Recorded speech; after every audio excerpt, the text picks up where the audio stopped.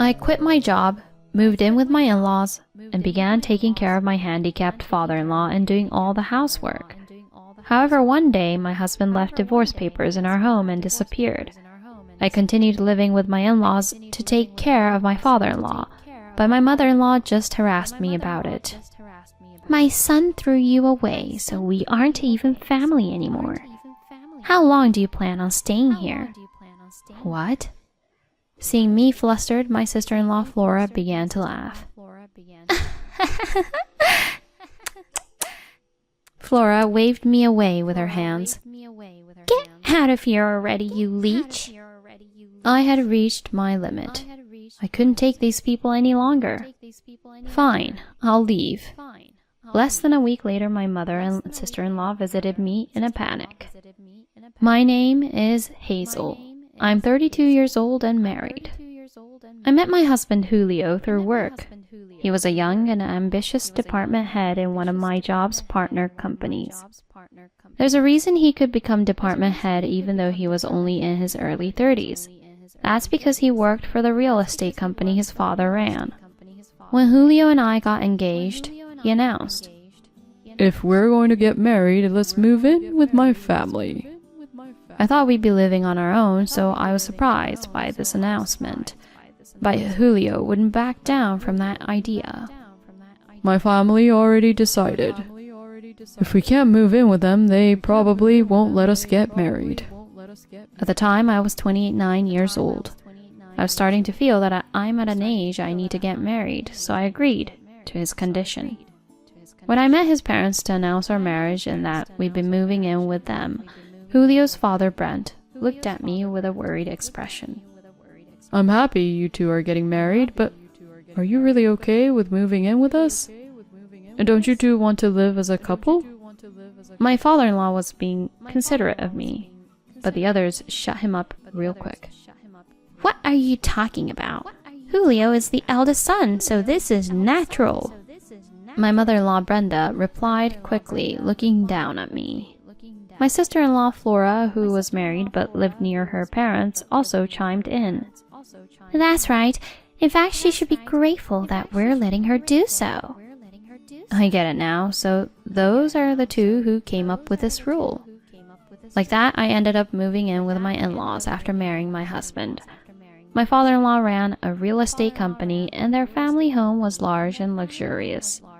Julio and I were given a room on the second floor of the house, and our married life began.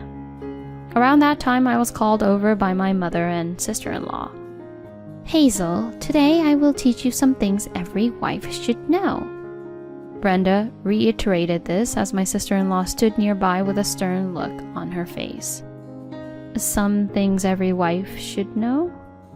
A wife is supposed to work hard for her husband's sake.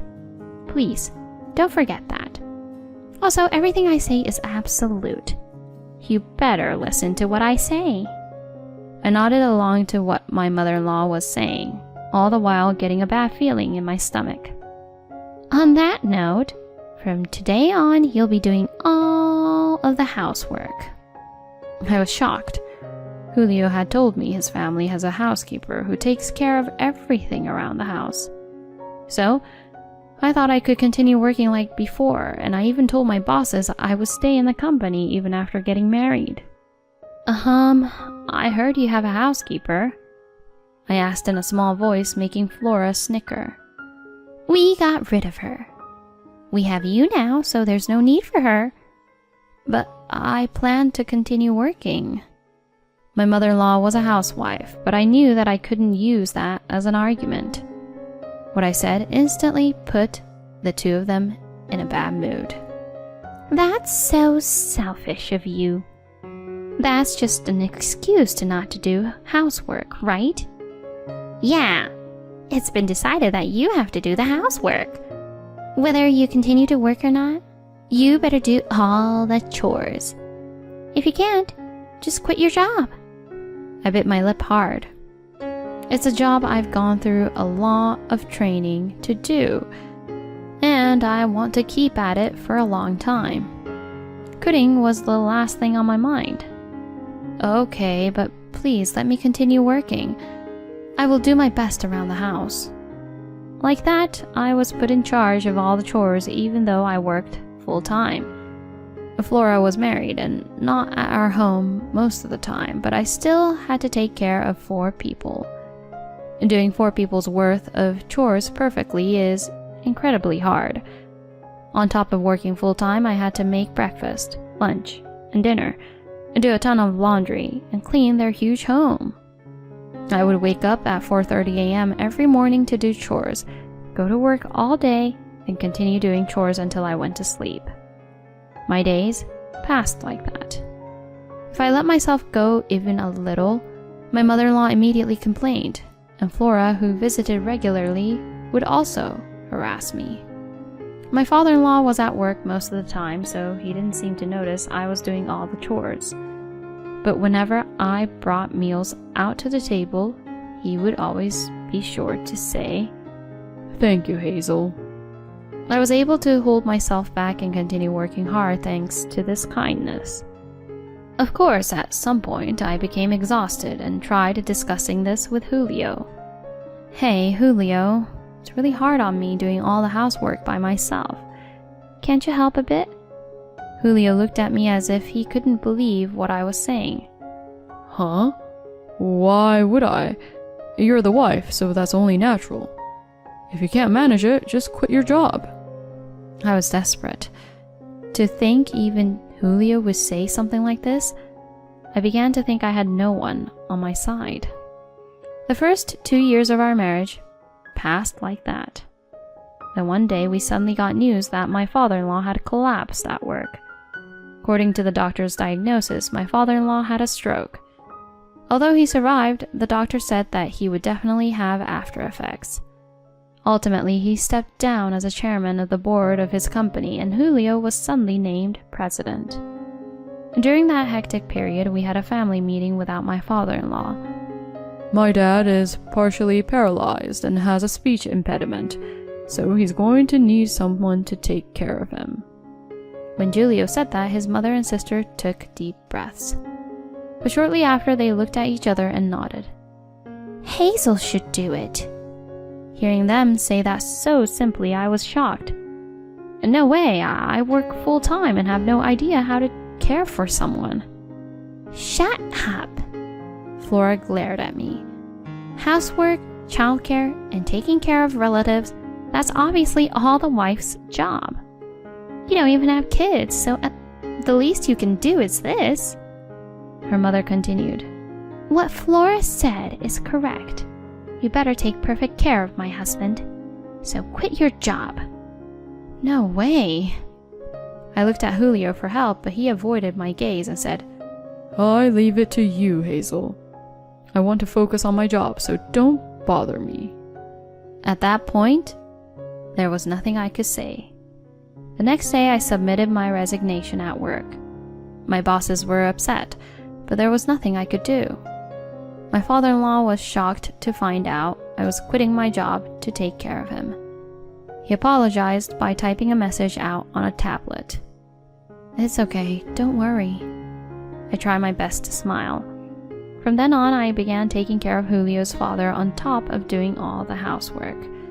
He could take care of himself more than I expected, so it wasn't that much work. He couldn't communicate using his voice, but he'd write out what he wanted to say using a tablet, so that wasn't a big problem. My in-laws were shocked when my father-in-law collapsed, but they didn't seem to have much interest in him after I began taking care of him. They never spoke about him. Naturally, I became closer to my father-in-law than before. He was always considerate of me, which made me want to become a source of strength for him. 6 months later, Julio was busy at work and didn't come home. Since becoming CEO, he had become incredibly busy, so I didn't think much of it. When I woke up the next morning, I found something unbelievable on the dining table. It was a set of signed divorce papers and a letter from Julio. This was the letter. "I found someone I really want to be with, so I'm eloping. Don't look for me." I felt like the sky was falling around me. Seeing how I had frozen in place, my father-in-law worriedly looked at me. When I showed the papers to him, he was also stunned. I later spoke to some people Julio was close with at work, and I found out that since Julio became CEO, he started a relationship with a young woman who worked at a bar near the office. She quit working at the bar the same day Julio disappeared, so the person Julio eloped with was definitely her. On top of that, when he eloped, Julio stole tens of thousands of dollars from the company. No one could get in touch with him. He had completely vanished. My father-in-law started working again, and I did my best to help as I dealt with the shock of what was going on. Julio had left behind divorce papers and eloped. When she found out, my mother-in-law said, "This is all your fault. Julio did this because you wouldn't break up with him." I was at a loss for words when my sister-in-law chimed in. "Well, it's only natural he'd want to be with a cute young woman instead of a decrepit old lady like Hazel. Not that I don't know how Julio feels." Did they really have to blame me for this too? When they left me alone, I began crying silently. My father-in-law appeared and patted my shoulder as I cried. Hazel, I have something to talk to you about. He wrote on the tablet and looked at me seriously. Afterwards, he revealed it. 1 month later, I was still living with my in-laws.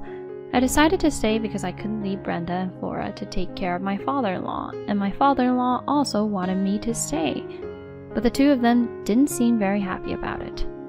One day, they stopped me as I was in the middle of doing chores. "Hey, Hazel, how long do you plan on staying here?" "Huh?" "Well, Julio still isn't back, and someone needs to take care of his father." Flora sneered. "Take care of? We can do that much. And Julio won't come back. He feels nothing for you anymore." My mother-in-law continued to glare at me. "My son threw you away, so we aren't even family anymore. How long do you plan on staying here?" "What?" Seeing me flustered, my sister-in-law Flora began to laugh. Flora waved me away with her hands. "Get out of here already, you leech. If you're after Dad's money, you won't get any of it." I had reached my limit. I couldn't take these people any longer. I then noticed my father-in-law, who had appeared in the hallway without me realizing. My sister-in-law and mother-in-law didn't seem to have noticed. He nodded to me lightly, and I announced, "Fine, I'll leave." The two of them grinned. "You were thrown away by your husband and don't have a job. How do you plan on surviving?" "How miserable. Go live alone in a rundown apartment." I ignored them, packed my bags, and left the house. I thanked my father-in-law before I left. 1 week later, I got a call from my ex-mother-in-law. "Hey, Hazel, where are you?" "I'm in my new apartment." She annoyingly pressed me to tell her the address, and eventually I did. A few hours later, my ex-in-laws, including father-in-law in a wheelchair, appeared at my home. "What's this? Why are you living in this fancy building?" That's right, I was living in a single-person flat in a newly built luxury apartment building. Brenda and Flora were astonished to learn that. I spoke to them coldly. "So why are you here? You even brought Brent." "He told me he's going to divorce me. He told me he's selling the house, so I should leave." Brenda said this with a pale face, and Flora continued, "Dad told us to go to you for the details, so we came here. What in the world is going on?" I let out a sigh as I looked at their pale faces. "I see. So it was time." My father-in-law looked at me and nodded. Seeing that, I turned to Brenda and Flora. "Brenda, Flora, you took advantage of the fact Brent is an invalid and took money from his bank account without permission, right?" The two turned even more blue-faced than before. "How do you... Dad wasn't supposed to know." "You never took care of him or even cared enough to check up on him. You seemed to think he's no longer mentally present, but he's just as sharp as he used to be. He just can't speak. So he even has clear proof of what you've done. And proof of something else as well. Julio's mother said, "Of something else?" My father-in-law pulled out his tablet and began playing a recording of his wife's voice. "His life is over, huh? Come on. If it's tough on him, he should say something. Though he can't. Taking care of him is such a hassle. I want his money, so I wish he'd just give it to us already." I couldn't stand hearing that. My ex-mother-in-law's face looked increasingly sick. After discussing things with him, I began recording your conversations. Since you've gone this far, the lawyer said getting a divorce should be easy. "The lawyer?" Per his request, I took Brent to a lawyer's office. He's decided he's definitely going to divorce you. Brenda's knees collapsed beneath her. Flora tried to attack me. "What did you do? We put you in charge of Dad." I calmly replied, "Flora, you're just as guilty. I found out how you used the $30,000 you took from your father's account." Brent thought it was strange that his daughter would take money from him since her husband was wealthy, so we hired a private investigator to look into things. We discovered that she was having an affair with a married man, and that her lover's wife had found out. The money was spent on paying compensation to Flora's lover's wife. Hearing that, Flora began to shake. "You really?" "Yeah, we told your husband too. I'm sure he's looking at all the evidence just about now." Brenda and Flora completely broke down. My father-in-law took out the tablet again, where the following was written. "After finding out what you did to Hazel, I stopped loving you. I'm cutting off ties with you. I'm selling the house, so get out." "Selling the house?" I explained everything. He decided to use the money he gets from the house in addition to his savings to move into a high-class care home. He asked for my help and I did all the paperwork already. "You should leave the house soon."